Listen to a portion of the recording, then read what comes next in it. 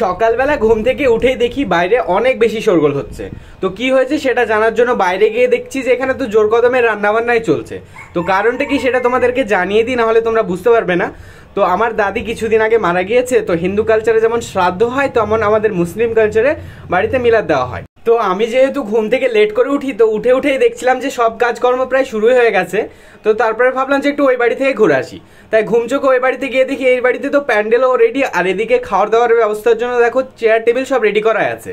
তারপরে দেখলাম আবির আর আরিফ হাতে করে জগ নিয়ে চলে আসলো, বিকজ এখনই খাওয়া দাওয়ার ব্যবস্থা করা হবে। তাই ওরা জগগুলোকে ধুতে লাগছিল। যেহেতু আজকে বাড়ির লোকরাই খাবার সার্ভ করবে, তাই ছোট বাচ্চারা বড়রা সবাই মিলেই কাজ করছিল। এখানে আব্বু, মেজাব্বু আর হাসিব কাকু দেখো রান্নার কাছে দাঁড়িয়েছিল, আর এদিকে এই নাকারা নিকাল্লা ছেলেটা দেখো কার্ডস নিয়ে খেলা করছিল। ওর তো কোনো কাজই নেই। তারপরে দেখো সকালবেলাকার খাবারের জন্য সব লোকজন চলে আসলেন। তো সবাই মিলে এরকম করে আমরা খাবার সার্ভ করতে লাগলাম। তো লুচি খাওয়ানোর পর্ব শেষ হলে একটু ওই বাড়িতে গিয়ে দেখলাম যে এখন মেন কোর্সের জন্য রান্নাবান্না চলছে, মানে লাঞ্চের জন্য।